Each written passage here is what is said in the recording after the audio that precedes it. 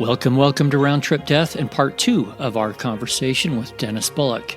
In part 1, which is episode 430, we talked all about Dennis's near-death experiences, and today we're going to take a deep dive into the spiritual gifts that he came back with.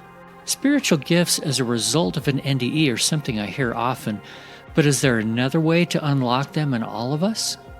Let's get right back into the interview. All right, let's jump back into where you were before I got you sidetracked. You jumped back in your body. Let's talk about what happened after that. Okay, a lot of things happen after that. I jump back in my body. My heart starts to beat, and I sleep there for a while. And then they check me again, and I'm able to leave. And the thing is, when I came back, I got these gifts, spiritual gifts that I had no idea. I learned that I have them by accident. Let's talk about those. Okay. What are some of those? After that experience, then I said, man, let's try to get back to life again, because you cannot tell the people this one, because this time it's way over the top. They're gonna put you in a straitjacket, man. If your mother wasn't enough, now they're gonna put you in a straitjacket. So I said, I'm gonna try to get back to normal life and see what happens. So I do a gig in Mont-Roland, that's in Canada. It's a little bit north of Montreal. We're at this club, and it's a new gig, a new club, and there's a snowstorm. So there's nobody in the club except the waitresses. So we're drinking beers, me and the band, and I said to a waitress, "Hey, waitress, come on." I don't know her. And I said, "Waitress, come on over. I'm going to tell you your future for fun." We're joking around. So I said, "Give me your left hand." And I grab her left hand, and I say, "Your boyfriend is paraplegic. He blames you for his handicap. You're going to meet a guy 3 months from now. You're going to fall in love with him, and you're going to marry him, and you're going to live happily ever after." And I left her hand just like that and finished my beer. Now, I never noticed that she never said one word while I was saying that. Not one word. And I left her hand, and I finished my beer. And we left the club. I came back a year later to the same club, and that girl ran up to me and she said, "Did you know that everything you said was true?" I said, "No way." I said, "Your boyfriend's paraplegic?" She said, "Yes." I said, "He blames you for his handicap, even though it's not your fault?" She said, "Yes." I said, "You met a guy 3 months after?" She said, "Yes." I said, "You fell in love with him?" She said, "Yes." And I said, "You married him?" And then she didn't even say yes anymore. She showed me her wedding ring. And that's when the hairs, man, went up my arm. And I said, "Oh my God, what's happening to me? Am I turning into an alien? What's going on?" And the band looked at me and said, "Hey man, what's wrong with you? Are you turning into Nostradamus here?" And I said, "I don't know. Maybe, I don't know." That was the first time that I began to realize that, hey, you got something happened in that NDA. You're tapping into something here. Then the second time it happened was with another guy, another bouncer, but this time this bouncer is cool people, no weird stuff. He's cool. He loves the band, loves a good friend of mine, he loves our music. I got a premonition on a Thursday that he should not go out. He should stay in his apartment. Do not go out. And it was like a dark cloud following me around. I don't know if you ever watched Charlie Brown when they have that dark cloud that follows you around. Yeah, sure. It was like that. And it was following me around all day on Thursday saying, "Tell him don't go out, tell him don't go out." And I said, I'm going to tell this guy, do you know how huge this guy is? He's from that Hulk family. I said, nobody in their right mind's going to mess with this guy. Not even. I don't care. Nobody in their right mind is going to mess with this guy. And why I'm going to tell him, "Hey, man, stay in your apartment. Do not go out this weekend." I saw him on that Friday because he worked at this after hours place. And this after hours place stays open after the normal clubs close. They stay open like from 3 to 8 in the morning. Okay. That's where the band goes after the shows. And some people go there. You could still have drinks and stuff like that. We call it the after party. So he worked there. I saw him on that Friday, but I didn't tell him because I said, nah, he's gonna think I'm crazy if I tell him that. And I said, maybe it's me. I've been through a lot lately. You died, you came back. All this stuff is maybe, you became a little sensitive of things, maybe. I didn't tell him on that Friday. Then Sunday came. I did a gig and we went to the after hours. I was going there and I thought I was going to see him there, but he wasn't there.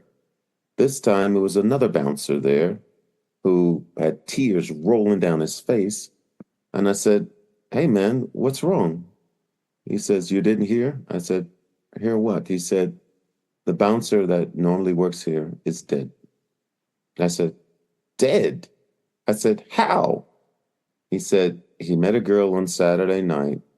After his shift, he took her to the hotel. She waited till he fell asleep and she took a butcher knife and slashed his throat. He lost so much by the time because he was sleeping and she just had a butcher knife and went at it at his throat. By the time he realized what was going on, he had lost too much blood. He lost consciousness and he died. I went to his funeral, man. I promised myself, thank God the police caught her. I promised myself, I said, if I get a premonition about the president of the United States, I'm going to tell them. I don't care if they think I'm cuckoo, if they think I'm crazy. I don't care. I'm going to tell them. So after that, I started to realize I had these gifts and I started to do like readings for people once a month who needed help. And now I do it like part-time work. I do energy because the energy knows everything and I just go into other people's energy. I read it and I tell them what it says and that's it. And they ask me a question, I tell them about that because the energy knows about partners, loved ones, health, work, a lot of things. By the way, if people want to talk to you about this, truthenergyreadings.com. It'll be in the show notes. Yeah, they can book me if they go to my website, truthenergyreadings.com, they can book me. I help people with suicides. I don't usually like murder cases. I was doing that for a little while, but I don't like that. But I do help people with healings, marital problems, or personal problems. They can contact me and hire my service. All right. Anything else happen after that you want to share? Oh, well, there's plenty of things that happened. I mean, for once, I'm not a healer. I didn't plan to be a healer. That was not. But I saw that sometimes I have healings in my sessions where people who've been trying to get healed from different people, they come to me and they get healed. They're well again. But what I learned about the healing sessions was that it's always a two-way street because the person has to be willing. They have to have no thoughts of doubt. They have to be open like a 3-year-old child. And when they have those three things and they're relaxed in a relaxed place, that's when the healing can happen. If they don't have those three things, the healing will not take place because we have free will. We can do whatever. And if you say, I don't like this energy, or I feel like I'm afraid of this energy, your energy will block any other energy. And the energy that's coming to you through me will be through source. Source will come through me to that person. That's how that works. But I didn't know that I could even do that. I mean, that was another accident because this person asked me not to say their name because they were supposed to be a healer. They've been doing it for 20 years, but they couldn't heal themselves. And they came to me for a session. And I had to tell them that in the energy, because the energy, when it tells me things about them, it's very raw, like a raw steak on a wooden table. Plop. It's no sugar coated, no nothing. So the energy told me to tell this person that, hey, forget about everything you know about healing. Forget about it all. And just allow. And I told her, I said, this is what the energy says. I'm not trying to be rude. Forget about everything you know about healing and just allow. And when she did that, she closed her eyes. I closed my eyes. And that's when it happened. And she was healed now. She's painting. She's doing all kinds of things. No more back problems at all. She can stand. She couldn't stand before for 20 years. This healing, but it's a two-way street because I cannot force any kind of healing energy on anybody who is not willing or ready to allow. Do you feel like you had these spiritual gifts your whole life and that they were just unlocked during your NDE? Or do you feel like you were blessed with them through the NDE? That's a very good question. I never have had many interviews, but that's a very, very good question, my friend. I never had anybody ask me that. Well, what I gather, I'm going to take it from the downloads. We all have those powers. It's not like I'm going to especially give you this and not give this one. No, we all have those powers, but the NDEs help people to be more aware, more conscious of that. And that's what opens that door a little bit more than the normal person. But we all have those powers, and sometimes those powers will pop out in a very emergency situations or all kinds of situations. You'll be like, well, how did that person know that? Or how did that mother knew the child was in trouble and she was 50 miles away and she's not a psychic, but yet she knew because those powers are all in us. But we get programmed, and children are the closest to those powers, by the way. It's the children. Yeah, they haven't been taught out of them yet. Exactly, exactly. Yeah. And they're the ones, they're more wiser than any adult. They're the ones that know, that are connected with those things from the other side. So we all have the gifts. That's number one. It's just the awareness of people who pass is usually at a higher level, more open because of that experience. But we all can get there. There's not like, oh, you can't get to your gifts because you didn't die yet or you didn't have an NDE. No, not true. You can all can get there. And actually, the good news, I have to tell you about that. This is really important, actually. What I got the information downloads about the Earth. We are now in a transition, my friend.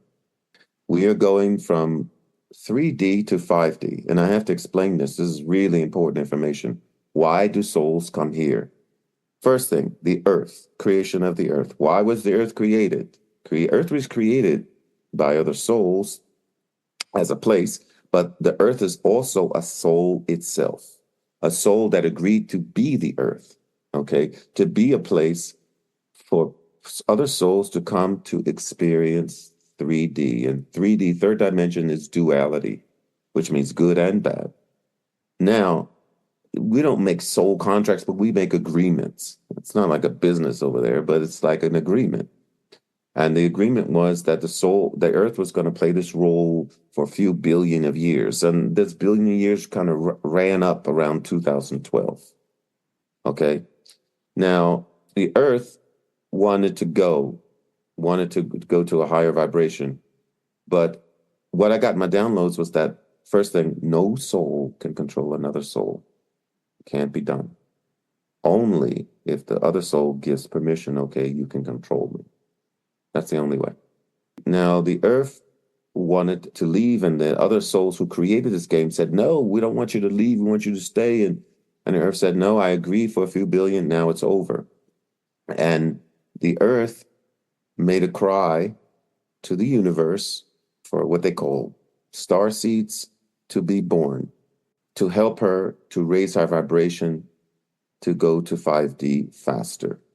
Think of it like this. Eric, if you move to an apartment and you have to do all the moving by yourself, it's going to take you a longer time to move to the new apartment. But if you call your friends, what's going to happen? You're going to move there faster. Much faster. And that's what the earth did for the star seeds, to help her raise her vibration faster, because she can do it by herself, but it's going to take longer. That's what's happening. We are in transition. And the earth is just asking the souls right now, what vibration do you want to be on? Because when I reach this fifth dimension frequency, 5D dimension, whatever vibration you're on at that moment, you will be stuck there, because she is going to do a timeline split. When she reaches that frequency, it's going to split into two timelines. One is going to be third dimension. One is going to be fifth dimension. Now think of it like if you stand in front of a wall, it's going to be you and it's going to be your shadow. The shadow will be the 3D, and the real you will be fifth dimension. That's how the earth is going to do. Now, there is no oh, you're in third dimension, or you choosing 3D, or you choosing low vibrations, you're a bad person. The way God sees the whole thing is if Eric chooses 3D, oh, Eric took the long road home, but he's coming home. If Eric chooses 5D, oh, Eric took the short road home, but he's coming home. That's it. I do a lot of things the hard way. It's okay. I don't have anything against people who like the roller coaster ride. Yeah. That's okay. I had another question back to the spiritual gifts thing, because I agree with you that we have these gifts. You had an opportunity that helped you unlock yours. For people that don't have an NDE, can you give them any advice on how they may be able to unlock their own spiritual gifts? Okay, well, I need to explain something that's very important that I got in my downloads that I haven't explained yet. And that is because the earth has changed vibration, frequency has totally changed the earth. What we do logically will not have the same results. That's why things are not working properly.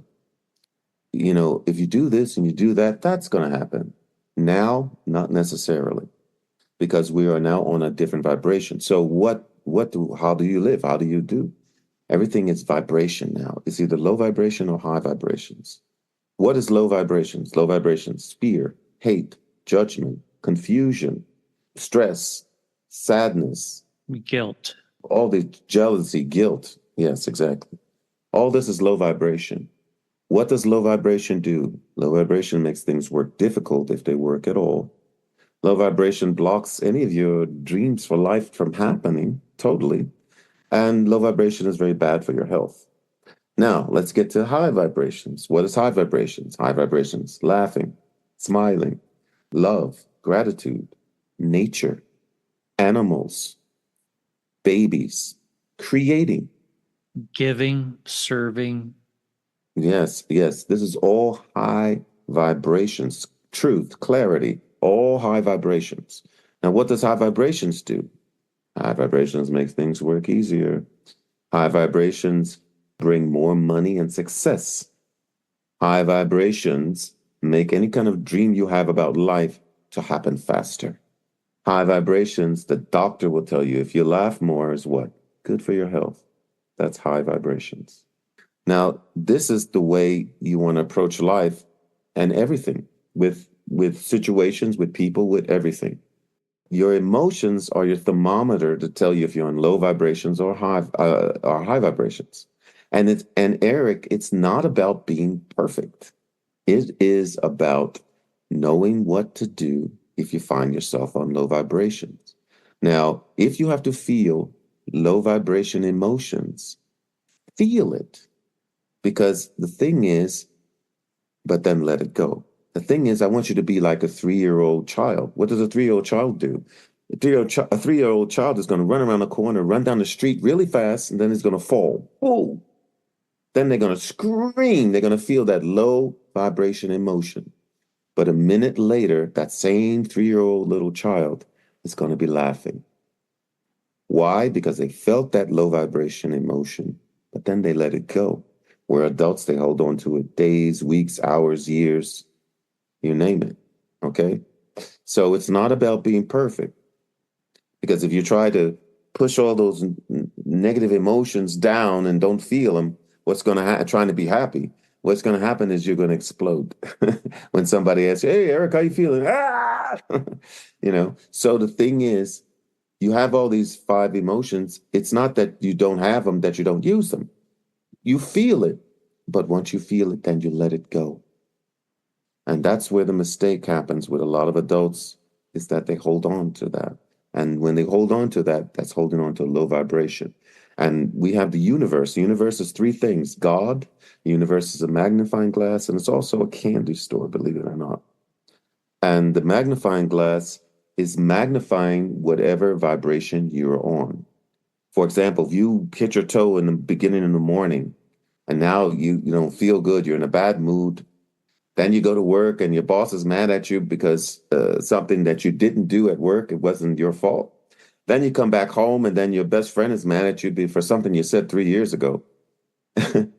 That's the universe magnifying that vibration. But it also works for high vibrations where you go through a day where everything works perfect for you. I mean, everything down to the littlest detail, everything is like perfect. That's how the universe magnifies your vibration. And that's why vibrations, what I learned in my downloads in this transition, is the most important thing that you could ever do. So tell me if I'm summarizing correctly. I asked you, how do we unlock those spiritual gifts that we have? And you talked all about vibration. So am I to take it that when the more things we do that are high vibration, the love, the sharing, the happiness, the smiling, the laughter, the more we do that, the more we unlock our spiritual gifts? Is that what you're saying? I'm definitely saying that, but I'm also saying also there's a personal route also. And the personal route is going to be through meditation. And it's not going to be through hours and hours and hours of meditation. No. It is silencing the mind in order to hear the spirit. There's 10 things that I suggest to clients to do about keeping your vibration high more often. The first thing is going to be nature. If you live near a park, a lake, a tree, you go sit under the tree for 1 hour barefoot, and your vibration will rise automatically. You don't have to do anything. Now, the 9 other things on your list will be personal to you. Could be your favorite ice cream, could be a funny movie, could be a friend that makes you laugh, could be a woman, could be music, could be drawing, could be writing, could be a photo, could be a good book. But whatever makes you automatically happy, you write on this list. Now, I have the same list as I'm telling you. My number 2 is Bugs Bunny, the cartoon. So whenever if I feel like you might wake up one morning and you feel afraid about the future. I don't know. I just have this feeling. That's your emotion saying, "Hey, Eric, you're going into low vibrations, man. What are you going to do about that?" That's when you go to your list and you do one of the 10 things on your list. Me, I watch Bugs Bunny and 10 minutes later, I'm laughing. That's great advice. Love it. I'm back on that high vibration. And, high vibrations are closer to the other side. Okay. Now, I had a question. Somebody said, well, what about people who are on low vibrations and they go so low and then they have awakening? How did that low vibration make them have an awakening? Well, the first thing is that when you go so low and then you give up, when you say, I'm finished, I don't care about it, I give up. When you do that giving up, that's when you actually also give up that low vibration. You're not focused on it anymore because you don't care anymore. And that's when you'll have an awakening. Because a lot of people, this person asked me this on Eons in Hawaii, and they said, well, I was on low vibrations, I was angry, and then I came to the point where I just gave up, and then I had an awakening. But see, I was on low vibrations. I said, no, you weren't on low vibrations because when you gave up, you stopped focusing on the negative. You gave up. And when you gave up, you actually took yourself off of low vibrations when you gave up. And that's why you were able to have an awakening. Okay, a couple more things before we wrap up. One thing that kept coming to mind is you kept talking about a 3-year-old, which I love. It just reminded me of a Bible verse where Jesus is telling us to become like a little child. And you've added more to the why we need to become like a little child. So thank you for that. You're welcome. You're welcome, most definitely. Yeah, I got a lot of information, and some of it, I got information on Christ, I got information on all of that. Here's the other thing. On the other side, there's no hierarchy. On the other side, Gabriel, Jesus, Buddha, Krishna, Allah, they're not higher than you. This is going to maybe disturb a lot of people, but I tell what my downloads are. And that is some parts of the Bible are true, some are not. The truth is that the Bible was manipulated by the religious leaders at the time and the government because they were afraid of Christ. And the other thing, because Christ had so many followers that They thought if he wanted to create an army, he could and he would take over. The other thing is that a lot of things about Christ was misunderstood. Christ was trying to tell you that he's not greater than you. This is where they tried to manipulate Christ. Christ was not trying to tell you, you only can come through me. That's not true. Christ was telling you, the kingdom of heaven is inside of you. So why do I need to go to Christ? And Christ also said, I do these works, but greater you will do. Greater. More than him. So what is that telling you? He's trying to tell you that I'm no better than you. I'm just telling you that you have powers. You're a God. You're a part of God, but you also are a God. Christ came with the consciousness of the other side to here to help us better play this game. And here's the other thing. The earth was my surprise, the download I got, and it was very clear. This is a game. People call it Matrix, whatever you want to call it. This is a game. That's all. When you take off, when Napoleon, for example, goes and he dies, he takes off that Napoleon jacket, what's left? His soul. Well, what is his soul made out of? Love. Have you talked to any clergy about your experience, by the way? A priest or anything like that? Because when you say something like we're a part of God and we are gods, I'm wondering what their reaction is. They don't like the idea. They think what I'm saying is blasphemy and all of this, and you're saying that. I don't get into arguments because it's more like if it resonates with you, fine. Your soul recognizes. If not, I'm not into a big debate about it. I just present my experience and the downloads that I was given. And that's it. Because I was a musician, man. I wasn't planning to be a spiritualist, not at all. But it happened to me, and now I'm helping a lot of people, man. But religious dogma is one of them. There is no hierarchy on the other side, none. Michael, the angel Michael, Gabriel, all of them are the same as you. God looks and loves you and them the same, no better. And everything is God. That's the other thing. Everything, not the bad guy we think is bad, also the good guy we think is bad. It's all from God. Okay, last thing, then we're going to wrap up, I promise. Okay. Yeah, but we had a great conversation. Good, Eric. Go ahead. I have loved it. Thank you so much in advance, Dennis. I want to talk just a little bit more about love because you referred to it in a couple of ways. One, your first experience with your mother and how love washed over you. Yes. And how you said it, and later it's only about love. That's right. Please take a second to dive deeper into that. What is this love? Well, the love on the other side is like a higher love than here because it's unconditional. Now, on this side of the veil, we have, believe it or not, we have conditions with our love. Well, if you do this, I'm going to love you. If you do that, I'm not going to love you.